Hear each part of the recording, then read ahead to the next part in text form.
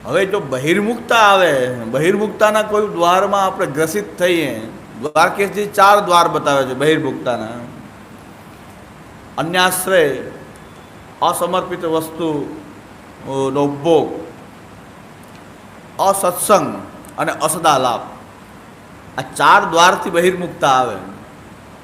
આ બહિર્મુખતાના 4 દ્વાર બતાવે છે દ્વારકેશજી.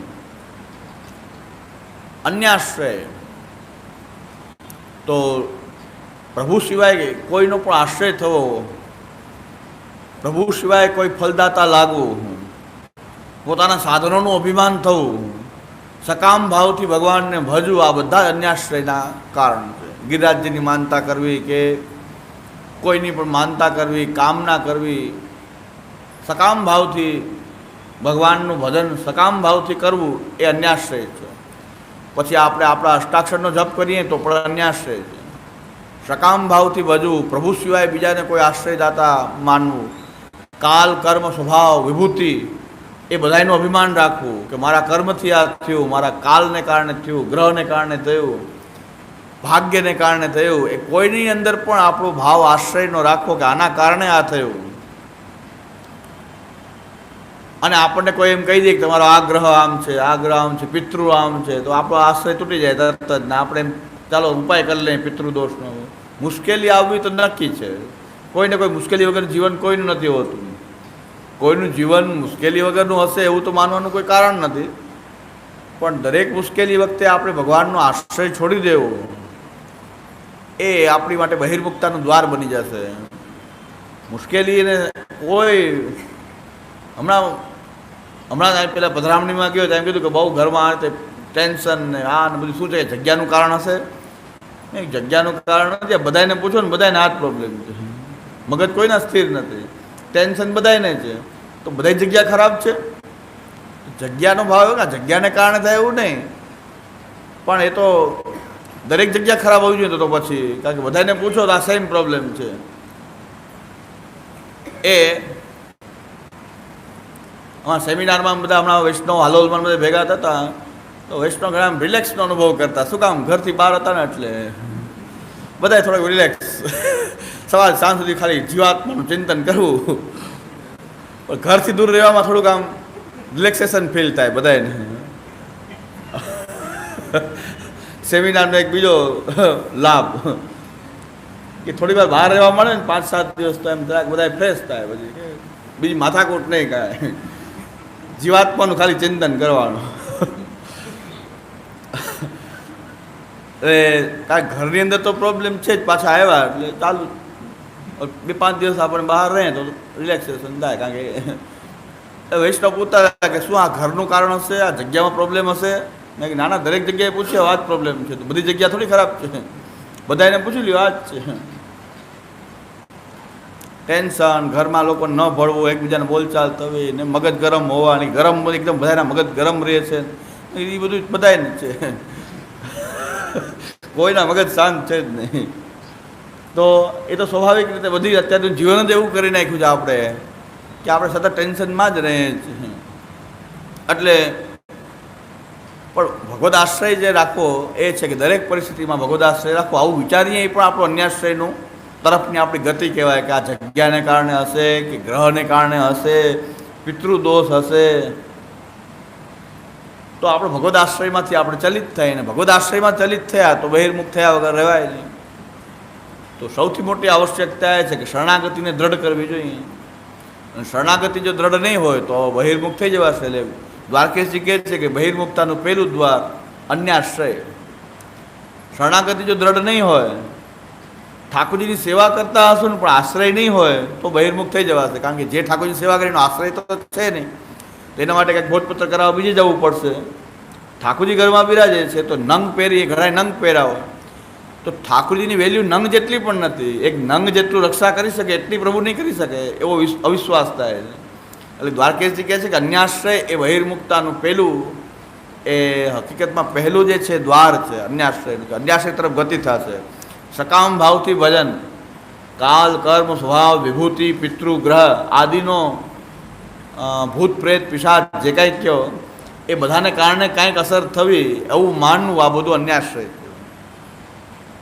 અભિમાન એક પોતાના પ્રભુનું જ રાખવું જોઈએ, અને જે એની ઈચ્છા હશે, પ્રભુની ઈચ્છા હશે તો ગ્રહ દ્વારા કરાવે, કેના દ્વારા કરાવે, કાલ દ્વારા, કર્મ દ્વારા, પણ એ પ્રભુની ઈચ્છાથી બધા જ પ્રભુને આધીન છે.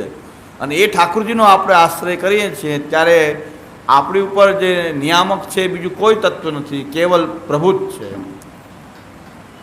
તો આપણા પ્રભુ જ આપણા નિયામક છે.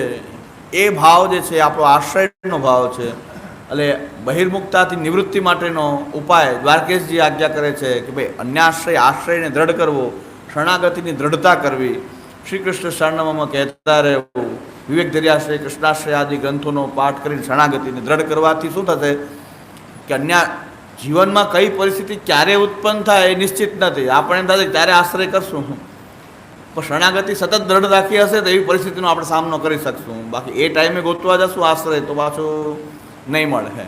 એટલે આશ્રય પહેલેથી જ રાખવાનો છે કે જીવનમાં તો ઊંચી નીચી પરિસ્થિતિઓ ઉત્પન્ન થતી જ રહેવાની છે. પણ દરેક પરિસ્થિતિમાં અશક્ય એવા સુશક્ય એવા, સુશક્ય પરિસ્થિતિમાં એટલા બધા આપણે પોતાનું અભિમાન કરવા માંડીએ કે બધું મેં મારા પુરુષાર્થથી સિદ્ધ કર્યું, સુશક્ય છે એટલે.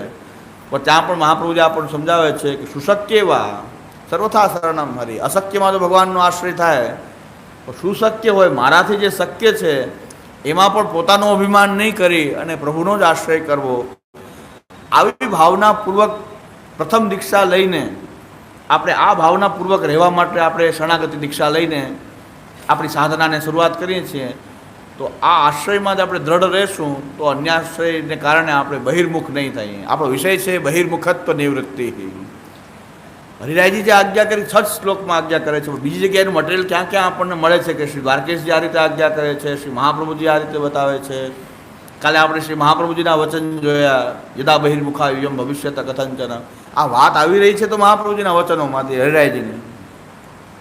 હવે હરિરાયજીની જે વાત જે છે એને વિસ્તારથી સમજવા માટે આપણે પાછી શિક્ષાપત્ર લઈએ છીએ કે ભાઈ હરિરાયજીની વાત હરિરાયજીથી જ સમજીએ કે આમાં એક શ્લોક કહે છે તો બીજા એના જેવા શ્લોકો શિક્ષાપત્રમાં કેટલા આપણને મળી જાય છે. એટલે એ વાત વધારે ક્લિયર થાય છે. આજે દ્વારકેશજીનો આપણે જે આજ્ઞા કરે છે કે ભાઈ બહિર્મુખતા આવવાના 4 દ્વાર છે એને સમજી લો અને ત્યાં ચોકી પેરો ગોઠવી દો કે ત્યાંથી બહિર્મુખતા આવશે. આ 4 જગ્યાએ હતી, એની આ ઉપલક્ષણ છે. બીજા ઘણા બધા હોઈ શકે પણ 4 મુખ્ય દ્વાર છે. ત્યાં ચોકી પેરો રાખવો પડશે. અન્યાશ્રયનું દ્વાર છે તો ત્યાં આશ્રય અને શરણાગતિનો ચોકી પેરો ગોઠવવો પડશે. ક્યારે આવી જાય બહિર્મુખતા કંઈ નક્કી નથી કે આપણામાં નહીં જ આવે. એ સુરક્ષિત તો આપણે હંમેશા ચેતતું તો રહેવું જ પડશે બહિર્મુખતાથી. બીજું આવશે, જો આપણે ભગવત સેવા કરી રહ્યા છીએ, તો અસમર્પિત વસ્તુનામ તસ્માત વર્જન માત્ર. અસમર્પિત વસ્તુ ભોગ, અસમર્પિતનો ઉપભોગ કરવો, ત્યાંથી બહિર્મુખતા આવશે. હવે આમાં વિચારવાની વસ્તુ એ છે કે જે શરણાગતિમાં છે એની માટે આ ઉપદેશ નથી અસમર્પિત વસ્તુ નામ તસ્માદ વર્જનમાં છે. એનું કારણ કે શરણાગતિમાં તો કેવલ મારાથી કાંઈ બને એમ નથી અને ભગવાનનો જ આશ્રય કરી રહ્યો છે. તો શરણાગતિમાં એવો બોધ નહીં થાય કે અસમર્પિત વસ્તુની. સમર્પિત ક્યાંથી થાય? કારણ કે એનાથી તો સેવા તો શક્ય નથી, અને સેવા વિનાનું સમર્પણ કેવી રીતે હોય? કારણ કે આપણું સમર્પણ સેવાર્થ છે, સેવા માટે છે અને સેવામાં છે. સેવાની બહાર ખાલી કોઈ સમર્પણનો સિદ્ધાંત નથી. સેવા માટે સમર્પણ. સમર્પણ શું કામ? ભગવત સેવાર્થ. દોષ નિવૃત્તિ શું કામ? ભગવત સેવાર્થ. તો ભગવત સેવા તો શક્ય નથી એટલે તો ખાલી શરણાગતિનો કલ્પ સ્વીકારી રહ્યો છે. તો ત્યાં સમજવાની વાત છે કે ભાઈ જો સેવા કરનારો જો અસમર્પિત ભોગ કરે તો બહિર્મુખ થાય, પણ ખાલી શરણાગતિવાળો અસમર્પિતનો ભોગ કરવાથી બહિર્મુખ થતો નથી. એ સમજી લેવું પડે, કારણ કે એને તો સ્વીકારી દીધું છે કે ભાઈ. અને હવે આ ઘણાને સમજાતું નથી. ઘણીવાર બધા કહે છે ને ભોગ ધરેલો પ્રસાદ નહોતો, નામ નહોતું, ભોગ ધરેલું નહોતું. ભાઈ એ કલ્પ કોના માટે હતો? જનરલ બધા વૈષ્ણવને કે એવું જરૂરી નથી કે એને ભોગ ધરેલો પ્રસાદ લેવડાવવું જરૂરી નથી, કારણ કે એમને તો ઘરે પણ એવી રીતે નિર્વાહ કરતા હોય છે. આપણે આને બહુ મહત્ત્વ આપીએ છીએ આ વાતને કે ભાઈ ભોગ ધરેલો પ્રસાદ નહોતો ને બહારથી લેવડાવતા હતા ને ફલાણું હતું. એ બધી આપણી બહુ એક મેન્ટાલિટી થઈ ગઈ છે. પ્રસાદની અંદર આપણી એક ઓરિએન્ટેશન વધારે આવી ગયું છે આપણું, એટલે આપણને એવું જ લાગ્યા કરે. પણ એ સમજવાની વાત છે કે ભાઈ શરણાગતિવાળો અસમર્પિતનો ભોગ કરે તો બહિર્મુખ નથી થતો, પણ સેવા કરવાવાળો જો અસમર્પિતનો ભોગ કરે તો બહિર્મુખ થાય. શું કામ? કે કે ભગવાનને સમર્પણ કર્યું છે એને હવે અસમર્પિત થઈ રહ્યો છે, અસમર્પિત ખાઈ રહ્યો નહીં. ના હા,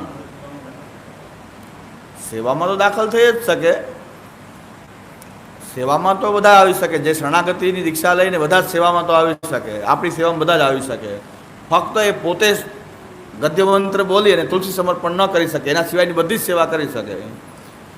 ગદ્ય મંત્ર બોલી અને તુલસી સમર્પણ કરવું એ બ્રહ્મ સંબંધ દીક્ષા પછી પ્રાપ્ત થાય છે. એના સિવાય બધી સેવા આપણી સાથે આપણા નાના બાળકો વગેરે હોય એટલે કે બ્રહ્મ સંબંધ ન હોય છતાં પણ એ સેવામાં તો આવી શકે. બધી સેવા પણ બધી કરી શકે, ભોગ ધરવું, જારીજી ભરવા, ચરણ સ્પર્શ કરવા, શૃંગાર કરવા, બધી જ સેવા કરી શકે ઠાકોરજીની. એટલે એમાં કોઈ વાત નથી. શાસ્ત્રની અંદર સ્પષ્ટ આવ્યું છે ધારણા ધર્મ ઇત્યાહુ, ધારણા ધર્મ ઇત્યાહુ. તમે જેને ધારણ કરો છો એ તમારો ધર્મ. તમે ભગવાનને કહો છો કે હું સમર્પિત છું, પ્રભુનો સેવક છું ને હવે અસમર્પિત ઉપભોગ કરો, કારણ કે તમે ધારણ કર્યો. ધર્મ શું ધારણ કર્યો? સમર્પણ પૂર્વક ભગવત સેવા કરવાનો ધર્મ તમે ધારણ કર્યો છે. હવે તમે અસમર્પિત રહેશો. અસમર્પિત ખાશો નથી બોલતો કે અસમર્પિત ખાશો એમ નથી કહેતો, પણ અસમર્પિત જો રહેશો તો તમે જે ધારણ કરેલો ધર્મ છે એનું તમે ભંગ કર્યો કે હું તો સમર્પિત છું પ્રભુને, અને હવે અસમર્પિત જો તમે ઉપભોગ કરશો કે અસમર્પિત રહેશો તો તમે શું કર્યું કે જે ધર્મ તમે પોતાનો ધર્મ માન્યો એનાથી વિરુદ્ધ આચરણ કરવાથી તમે અધર્મ કર્યો. શાસ્ત્રમાં ધર્માધર્મનો વિવેક આ રીતે જ છે. દરેક માટે એક સરખો ધર્મ નથી. દરેક કાળમાં, દરેક દેશમાં, દરેક અધિકારી માટે એક સરખો ધર્મ શાસ્ત્ર નથી બતાવતું. જેમ કે બ્રાહ્મણ ગાયત્રી જપે તો ધર્મ, શુદ્ર જપે તો અધર્મ. ગાયત્રી જપવાથી અધર્મ થાય, શુદ્ર જપે તો, કારણ કે એની માટે ધર્મ પ્રાપ્ત જ નથી. જે વસ્તુ પ્રાપ્ત નથી એમાં અનધિકાર ચેષ્ટા કરો. જેમ કે તમે કોમર્સ ભણ્યા અને ડિસ્પેન્સરી ખોલીને બેઠા, મેડિકલ ડિસ્પેન્સરી, અનધિકાર ચેષ્ટા થઈ ગયા. અનધિકાર ચેષ્ટા થઈ ગઈ. તમારો તો તમારો વિષય કોમર્સ છે અને તમે મેડિકલ કોઈને ઇન્જેક્શન દેવા માંડ્યા તો અનધિકાર ચેષ્ટા થઈ ગઈ, તો અધર્મ થઈ ગયો ને. ગમે એમ ઇન્જેક્શન મારવાનું શીખી જાય, ગમે એમ દવા દેવાનું શીખી જાય, ડ્રેસિંગ કરતાં શીખી જાય, ભણ્યા કોમર્સમાં અને તમે મેડિકલ પ્રેક્ટિસ કરી રહ્યા છો. એટલે તમે શાસ્ત્રમાં જે કીધું, શાસ્ત્રમાં આ દૃષ્ટિ કીધું છે કે જે ધર્મ છે દરેક માટે નહીં, પણ અમુક વર્ણનો ધર્મ છે, અમુક આશ્રમનો ધર્મ છે, વ્યક્તિનો છે, અમુક દેશમાં ધર્મ છે, અમુક કાળનો ધર્મ છે. તો ધર્મની એટલી બધી વેરાયટી છે, આપણે એને સમજવું પડે. પણ તમે જેને ધારણ કર્યો છે એ તમારો ધર્મ છે. ધારણા ધર્મ ઇત્યાહુ.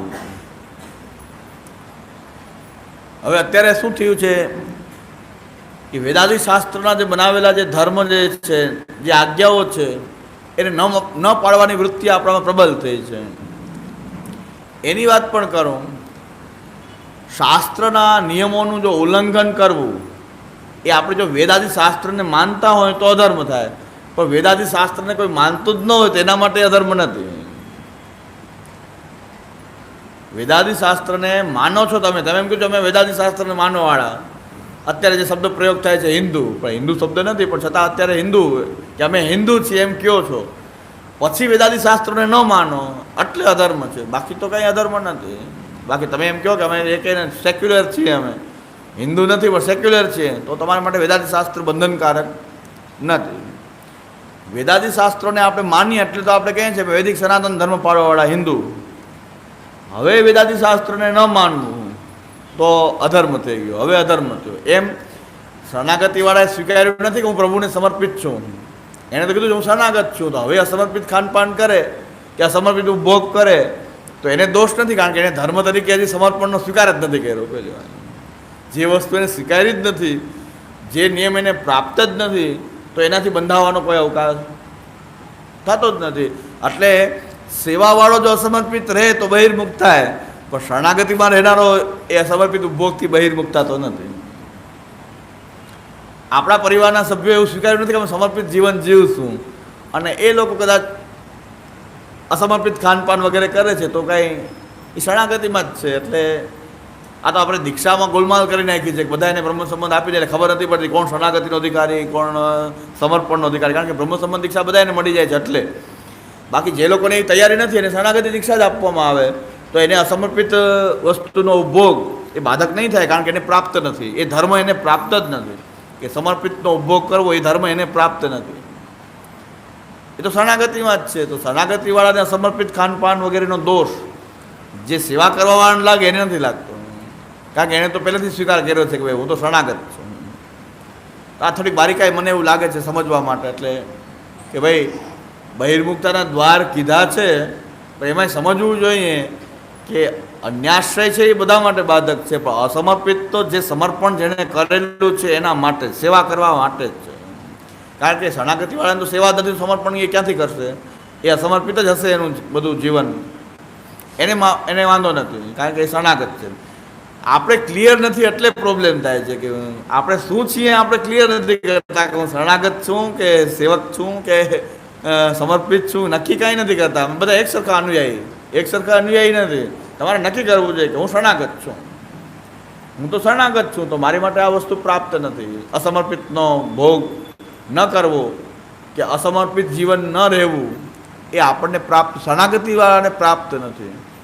આટલી ક્લિયર આપણે બધાને સાધનામાં આટલી ક્લિયરતા આપણે એને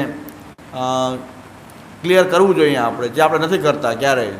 એટલે ઘોટાળો ચાલ્યો આવે કે ભાઈ અસમર્પિત બધાને બાધક, બધાને સમર્પિત બાધક નથી, પણ જેણે સમર્પિત જીવવાનો સંકલ્પ કર્યો બ્રહ્મ સંબંધથી એની માટે અસમર્પિત જીવન જે છે એ બાધકરૂપ છે. એટલે બીજું દ્વાર જે છે એનો નિર્ણય આવો છે, અસમર્પિત વસ્તુનો ભોગ એ બાધક છે. શાસ્ત્રમાં જો વૈષ્ણવ રુદ્રાક્ષ પહેરે તો નરક પ્રાપ્ત થાય.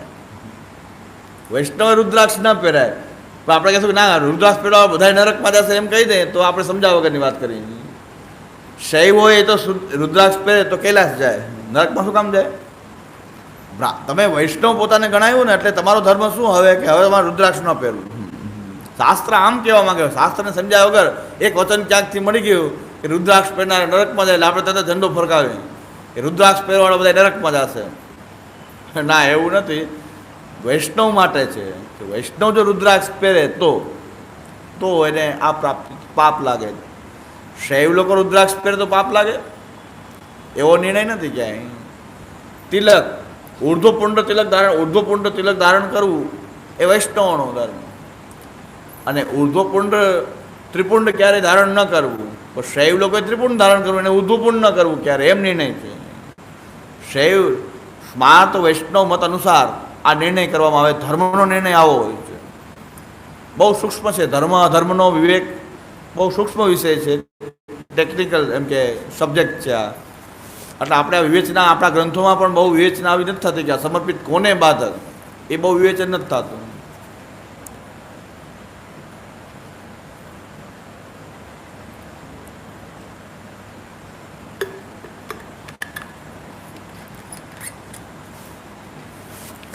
એટલે બીજું દ્વાર બહિર્મુખતાનું બીજું દ્વાર જે છે એ અસમર્પિત વસ્તુ ઉપભોગ.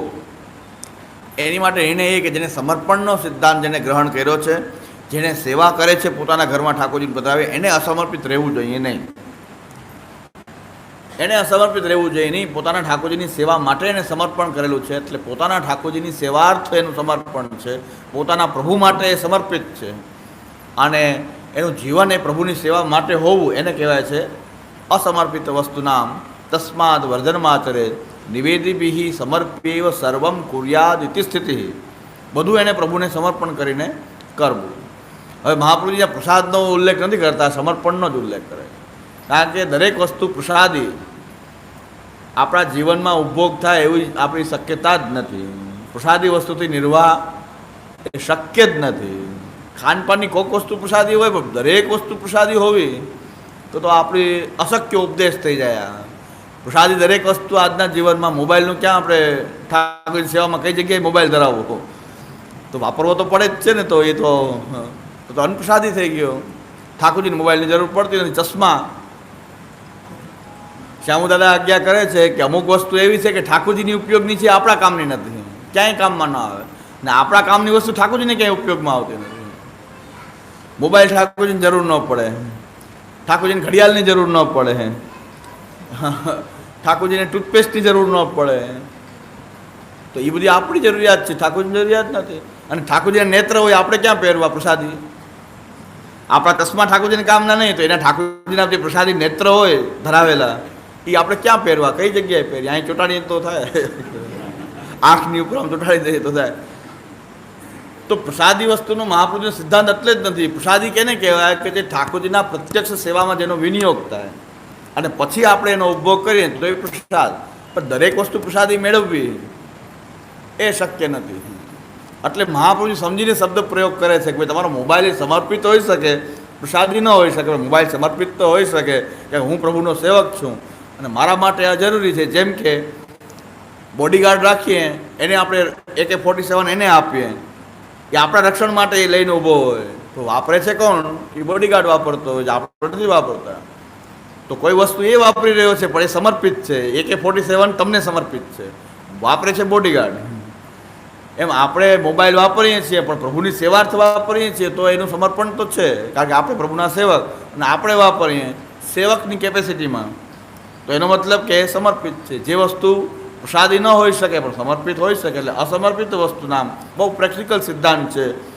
એમાં જે વસ્તુનું પ્રભુની સેવામાં વિનિયોગ થઈ શકે એ આપણે પ્રસાદી વાપરવાનો આગ્રહ રાખવો જોઈએ. એ સારી વાત છે કે જેનો આપણે વિનિયોગ કરાવી શકીએ છીએ તો કરાવવો જોઈએ અને એનો પ્રસાદ તરીકે ઊભો કરવો જોઈએ. પણ દરેક વસ્તુ પ્રસાદી હોય એવો આગ્રહ રાખશું તો એ શક્ય જ નથી જીવનમાં. એ તો કોઈ જીવી શકે નહીં, અશક્ય ઉપદેશ છે આ. અને જીવનમાં કંઈ ખાલી પ્રસાદ લેવાથી થોડું કામ ચાલે છે, ખાલી રોટલી શાકથી કે જીવન નથી ચાલતું. કેટલી બધી વસ્તુઓ હોય. આપણું ઘર હોય, એ ઘરના એક ખૂણામાં ઠાકોરજી આખી જિંદગી બિરાજે. ઠાકોરજી ખૂણામાં બિરાજે, 10 રૂમ આપણે વાપરતા હોય તો એ પ્રસાદી થયા? ઘરે એ અનપ્રસાદી જ છે. ઠાકોરજી એક જિંદગી આખી બિરાજે ત્યાં સુધી એક ઘરમાં બિરાજે, એક ઘરમાં એક ખૂણા ઉપર એ આખી બિરાજે ત્યાં સુધી ત્યાં જ બિરાજતા હોય. ને આપણે 8-10 રૂમનું મકાન હોય આપણે જ વાપરતા હોય. તો એકવાર ઠાકોરજીના બિરાજવાથી આખું ઘર સમર્પિત માનવામાં આવશે, પ્રસાદી તો નથી. દરેકે દરેક ખૂણામાં ઠાકોરજીને પધરાવતા નથી આપણે, સમર્પિત તો છે. આખું ઘર સમર્પિત થઈ ગયું, પ્રભુની સેવા એમાં થઈ રહી છે તો ઘર સમર્પિત થઈ ગયું. એટલે અસમર્પિત વસ્તુ નામ. અને એ પણ અસમર્પિતનો સિદ્ધાંત સેવાવાળા માટે છે, કથાવાળા માટે પણ નથી અને શરણાગતિવાળા માટે પણ નથી. એટલે એને અધર્મ થવાનો પણ સંભવ નથી, તો બહિર્મુખતા પણ નહીં આવે. સેવા કરનારો અસમર્પિત હોય તો બહિર્મુખ કહેવાય, કારણ કે પ્રભુની સેવા કરી રહ્યો છે ને પોતે અસમર્પિત જીવન જીવી રહ્યો છે, તો એની માટે ખરાબ કહેવાશે. કારણ કે ઠાકોરજી બિરાજે છે અને અસમર્પિત છે તો એ ખરાબ કહેવાશે. પણ ઠાકોરજી નથી બિરાજતા તો સમર્પણનો સવાલ જ નથી થતો. આમાં કન્ફ્યુઝન બહુ છે બધાને કે અસમર્પિત તો કોઈ ન ગ્રહણ કરી શકે. ભાઈ કોઈ ગ્રહણ કરી શકે એવું નથી, સેવાવાળા માટે, બીજા માટે દોષ જ નથી. એને કારણ કે સ્વીકાર્યું જ નથી, એને ધર્મ તરીકે સ્વીકાર્યું નથી.